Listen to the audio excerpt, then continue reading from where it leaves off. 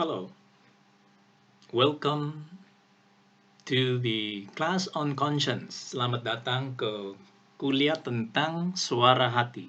Di dalam mata kuliah kita ini, hukum kodrat manusia, di dalam seminar Thomas Aquino. Conscience, suara hati. Banyak kali kita berpikir karena itu maksudnya ya. Itu yang kita bisa mengerti di dalam bahasa sehari-hari. Di dalam ucapan sehari-hari, suara hati itu, conscience, adalah seperti orang kecil. Benar? Orang kecil atau suara kecil yang ada di dalam diri kita, yang selalu menyebut kepada kita apa yang baik, dan melarang kita untuk melaksanakan yang buruk. Demikian, di dalam konteks antropologinya Thomas Aquino dan Aristoteles, conscience itu akal budi kalau dia seperti orang kecil yang ada di dalam, atau suara kecil yang ada di dalam. Conscience itu, suara hati itu menjadi seperti fakultas kemampuan. Ya, kalau masih ingat apa itu fakultas, ya, rasanya conscience itu adalah fakultas. Suara hati itu adalah fakultas. On the contrary, conscience can be laid aside, katanya Thomas Aquino di dalam question ini. Suara hati itu bisa ditolak. Benar? Oke, bisa ditolak. Tapi kalau itu power, kemampuan, seperti intelek, tidak bisa disingkirkan. Benar? Karena intelek kita selalu ada bersama kita. Oke? Selalu ada bersama kita. Maka rasanya suara hati itu berbeda, bukan power, bukan fakultas. Therefore, conscience is not a power. Itu argumentasinya Thomas Aquino di dalam question. Nah, kita ingat ini, cognitive and appetitive process sudah terkenal, tapi layak di-review, ditinjau lagi kan, supaya kita bisa tahu apa itu maksudnya. Oke? Masih ingat yang cognitive and appetitive processes? Masih ingat ini? Maka ada 3 daerah yang di luar, realitas di luar. Daerah ini untuk indera, daerah ini untuk intellectual faculties yang spiritual. Okay.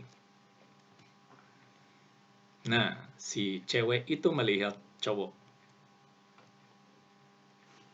Indra-indra di dalam membuat gambarnya si cowok di dalam, benar? Dengan memakai panca indera yang ada di sini, yang 5 ini adalah panca indera. Okay. Dengan bantuannya panca indera yang common sense ini, sensus komunis membentuk fantasma pertama, gambar pertama, ya gambar pertamanya si cowok yang ada di luar. Nah, itu diproses, kita tidak akan masuk di dalam detailnya, tapi karena itu yang dibahas di dalam Thomisme, maka dan di Aristoteles pun bisa membahas ini kan, dalam ajarannya Aristoteles. Maka diproses oleh imajinasi ini, cogitativa dan memori. Okay? 3 indera di dalam bersama sensus komunis 4 indera di dalam. Maka dengan proses itu akhirnya ada fantasma. Fantasma yang ada di sebelah kanan itu dulu jadi fantasma yang ada di cogitativa. Nah, kita tahu, kita ingat bahwa cogitativa itu yang menyerahkan fantasma, gambar, kepada intelek. Supaya intelek bisa membuat konsep. Okay? Akal budi. Yang intelek aktif menyinari gambarnya, fantasmanya. Setelah dia menyinari gambarnya, maka keluar atau kelihatan forma substansialnya.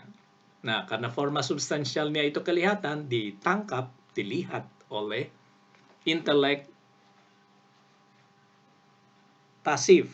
Ini intelek pasif, intelek aktif yang menyinari, intelek pasif yang menerima.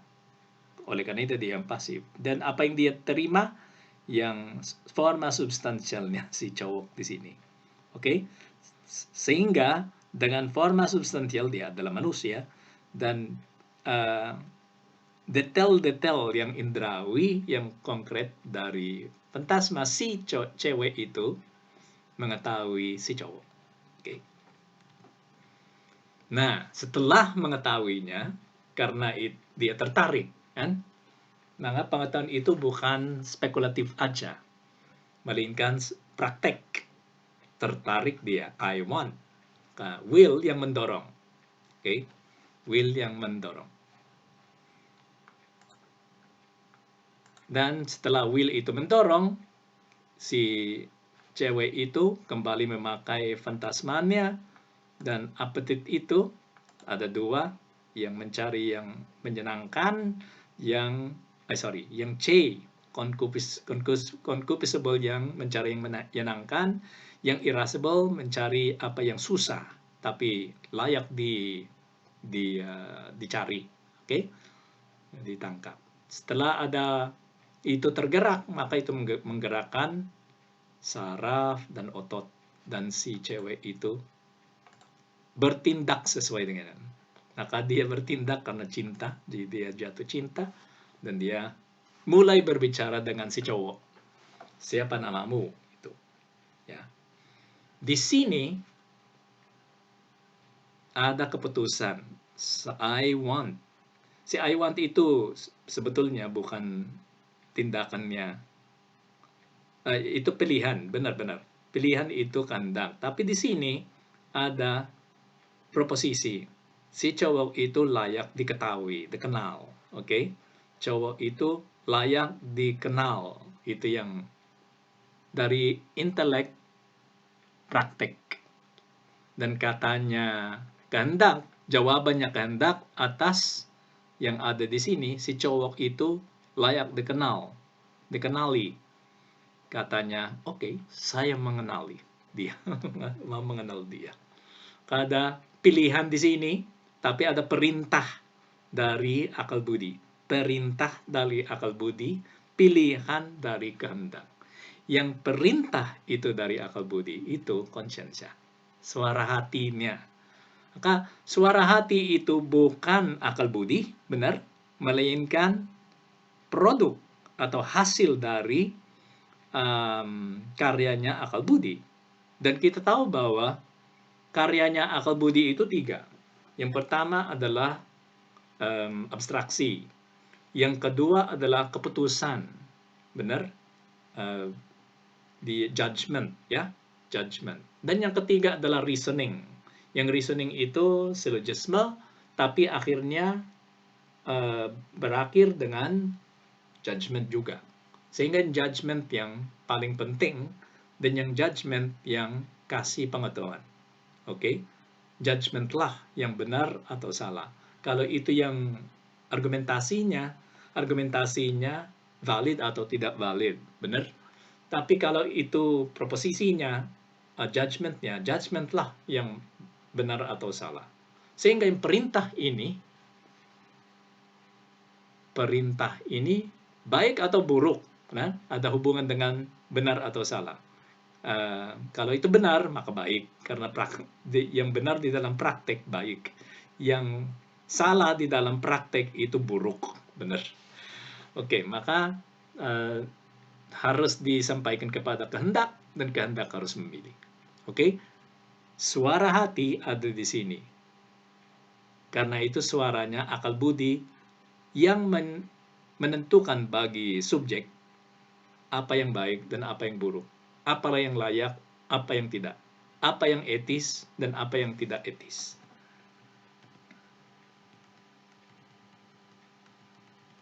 Oke, lihat lagi.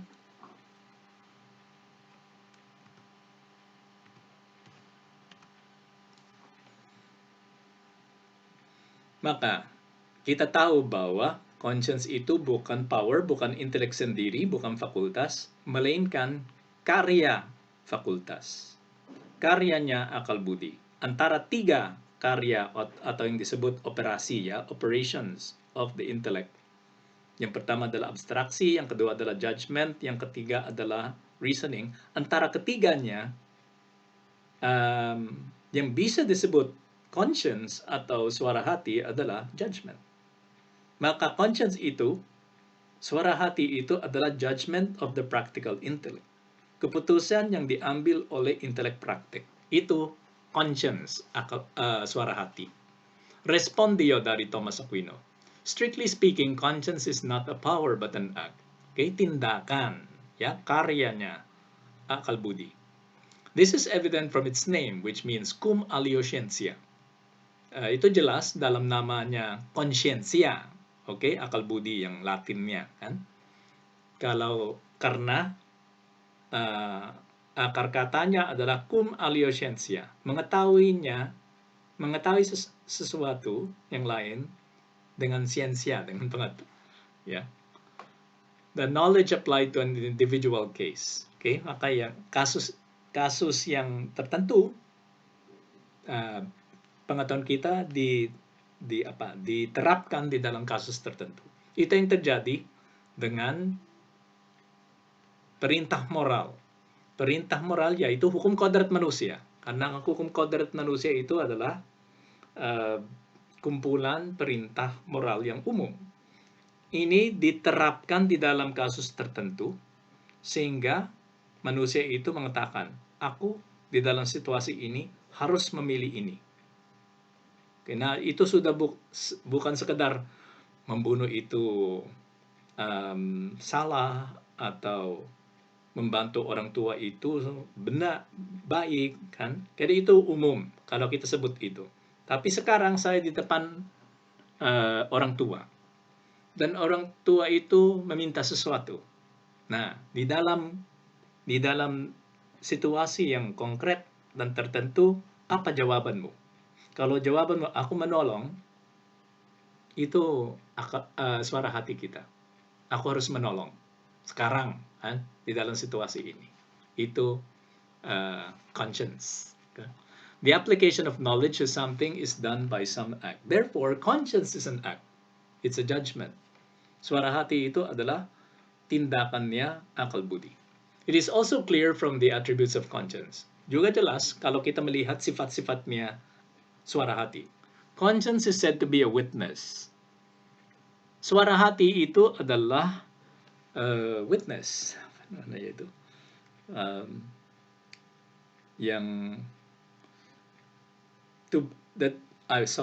Maksudnya to witness, okay, to bind and to incite. Also to accuse, torment, and rebuke. Apa yang dilaksanakan oleh conscience? Okay? Dia menjadi seperti saksi tindakan kita. Dia mewajibkan kita to bind, ya. Dia meng-incite, dia mengajak kita untuk bertindak sesuai dengan apa yang dia sebut. Dia juga accuse, ya, minta kita untuk menyesal, kamu yang bersalah gitu, accuse. Torment, maka kita tidak merasa nyaman karena kita melaksanakan sesuatu yang lawan suara hati kita. Rebuke, memarahi orang itu, kamu bertindak secara salah, itu salah tindakanmu itu. Rebuke, semua itu adalah conscience. All these are the application of knowledge or science to what we do. Katanya Thomas Aquino, semua ini adalah sudah aplikasi konkret di dalam situasi yang konkret. Bukan yang perintah umum. Itu perintah umum itu adalah hak hukum kodrat manusia. Tapi yang keputusan atas kasus tertentu, situasi tertentu yang moral atau etis, itu sudah suara hati. This application is done in 3 ways. Kalau kita menerapkan perintah umum dari hukum kodrat manusia, bisa dilaksanakan dalam 3 cara. Yang 3 itu adalah ini. When we recognize what we have done or not done something, okay? Nah, itu satu cara bagaimana suara hati kita itu bertindak. Your conscience knows that you have often spoken evil of others. According to this, conscience is said to be a witness. Ini yang saksi. Ketika suara hatimu tahu bahwa kamu harus pernah melaksanakan sesuatu yang buruk, okay? Dia witness, dia saksi yang bersuara kan. Oh, itu orangnya itu bersalah seperti dalam sidang kan. When we judge that something should be done or not be done, itu suara hati juga, itu yang dilaksanakan oleh suara hati. In this sense, conscience is said to incite and bind. Belum dilaksanakan kan? Maka yang suara hatinya mengatakan, tolong melaksanakan itu. Ya. Kamu harus melaksanakan itu. Itu yang disebut oleh conscience atau suara hati. When we judge something is done well or not, something done is well done or not, okay? Maka itu seperti di luar, okay? Yang tindakan ini baik atau buruk. Itu bisa bagi kita sesama dengan witness, saksi, tapi kalau kita menjudge atau menilai tindakannya orang lain, itu juga suara hati. Kalau kita mengatakan excuse, itu bukan, mungkin dia capek atau karena kita mencari alasan untuk meringankan tanggung jawabnya orang atas tindakan itu. Atau accuse, kamu memang bersalah. Or torment, kamu buruk, orang buruk, gitu. Itu yang dilaksanakan oleh conscience bagi kita. All these things are the actual application of knowledge to what we do. Therefore, properly speaking, conscience is an act. Maka semua itu adalah cara bagaimana intelek itu menerapkan sesuatu di dalam kasus tertentu. Maka itu tindakan, act, bukan fakultas sendiri yang bertindak, melainkan tindakannya fakultas. But since an act comes from a habit, sometimes the name conscience is given first natural habit, namely synderesis. Tapi yang diterapkan itu berasal dari perintah. Benar, perintahlah yang diterapkan di dalam kasus tertentu. Oleh karena itu, kita sering memakai yang synderesis bagi conscience. Disemakan synderesis dengan conscience. Oke? Banyak kali, tapi Thomas Aquino sendiri membedakan. Oke? Tapi banyak orang yang menyemakan synderesis, habitus atau kebiasaan kita untuk membentuk perintah-perintah umum di dalam hukum kodrat manusia, dan conscience. Tapi conscience menurut Thomas Aquino, terapannya, bukan kumpulan perintah umum itu. Yang kumpulan perintah umum adalah hukum kodrat manusia. Yang terapannya, kalau itu diterapkan, itu sudah suara hati. Thus, Jerome calls synderesis conscience. Misalnya, Hieronymus memanggil suara hati synderesis. Dia pakai kata synderesis untuk menunjukkan conscience. Basil, katanya Santo Basilius, conscience itu suara hati adalah natural power of judgment. Kaya power, maksudnya yung intellect. Kan? And Damascene says that it is the law of our intellect. Itu hukum intelek kita. Maka kalau itu disebut oleh Damascene seperti itu, rasanya di dalam istilah Thomas Aquino itu adalah hukum kodrat manusia sendiri, kumpulan perintah. Maka Jerome katanya sama aja dengan synderesis, kebiasaan kita untuk membentuk perintah umum dalam hukum kodrat manusia. Katanya Basilius itu natural power of judgment, maka intelek sendiri katanya, conscience adalah intelek sendiri. Tapi Damascenus katanya, itu hukum yang ada di dalam intelek kita. Sama dengan hukum kodrat manusia menurut Damascenus. Tapi katanya Thomas Aquino, bukan. Ya? Katanya Thomas Aquino, suara hati itu adalah keputusan dari intelek praktek. Ya? Dari intelek praktek. Effects are often named by their cause. Itu terjadi yang dilaksanakan oleh Jerome Basilius Damasenus terjadi karena banyak kali kita menamakan efek dengan nama sebabnya. Oke? Sebabnya. Maka yang terjadi di sana adalah mereka pakai sebab suara hati, yaitu hukum kodrat manusia atau intelek, dan menyamakan itu dengan conscience yang ada. Tapi katanya Thomas Aquino, kalau kita lebih strict, conscience itu adalah keputusan dari dari intelek praktik. Formation of conscience. Karena suara hati itu bukan kemampuan. Kayak tidak ada di dalam diri kita secara natural. Maka harus dibentuk. Kalau itu formation of conscience, harus dididik. Yang dididik adalah intelek praktek yang sudah punya hukum kodrat manusia di dalam dirinya. Tapi hukum kodrat manusia itu adalah perintah-perintah umum yang moral, yang harus diterapkan. Supaya orangnya bisa menerapkan hukum kodrat manusia dengan baik di dalam kasus-kasus tertentu, harus dididik. Oke, formation of conscience. Maka pendidikan kita tentang suara hati berbeda-beda. Oleh karena itu ada orang yang sangat baik dan ada orang yang sangat buruk, benar. Sesuai dengan pendidikan yang dia terima untuk suara hatinya. The repetition of act develops an acquired habit. Kalau kita mengulangi suatu tindakan, kalau itu baik, kita menjadi baik. Kalau itu buruk, kita menjadi buruk.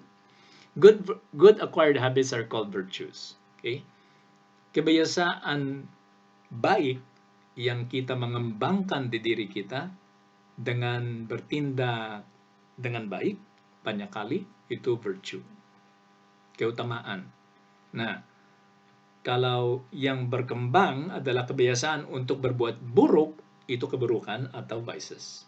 For conscience to be always correct, it needs to be educated. Supaya suara hati kita itu selalu memilih dengan baik dan memilih apa yang baik, harus dididik. Oke, harus dididik. Oke, maka kuliah kita tentang ini sudah berakhir di sini. Semoga para mahasiswa bisa membedakan antara intelek praktek, hukum kodrat manusia, dan suara hati. Oke, 3 hal yang berbeda. Sama sinderesis. Oke, semoga bisa membedakan antara 3 ini. Semoga perkuliahan itu berguna untuk mendalamkan pengertian kita atas hukum kodrat manusia menurut Thomas Aquino.